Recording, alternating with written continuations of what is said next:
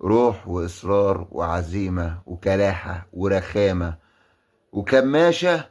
مصر النهاردة بتقول لكوت ديفوار خد الطيارة وارجع على بلدك.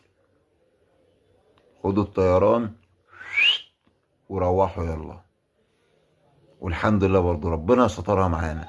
كابتن حسام حسن فاضل خطوة وتوصل للنهائي، وإن شاء الله لو وصلنا للنهائي هناخد البطولة، وساعتها محدش يقدر يفتح بقه ولا حد يقدر ينتقدك، وأنا أولهم. وأنا أولهم. مرموش ابتداها ورامي ربيعة تناها، بس يا رامي يا ربيعة انت ما تعلمتش الدرس. انت ما تعلمتش الدرس. انا خفت لعيبه كوت ديفوار تسترجع روح ناصر منسي والماتش يتقلب علينا. الماتش كان ممكن يتقلب علينا يا رامي. ورجعوا للماتش، بس صلاح تلتها من صناعة امام عاشور.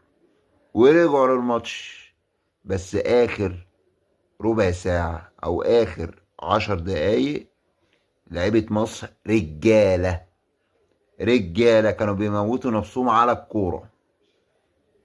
والحمد لله برضو ربنا سترها معانا وكملت وعدت على خير، عشان المصريين يفرحوا، عشان الشعب المصري يفرح، وربنا يكملها على خير. واحنا داخلين على السنغال. عدينا كوت ديفوار بطلة افريقيا، داخلين على السنغال بطلة النسخة اللي قبلها واللي خدت مننا البطولة.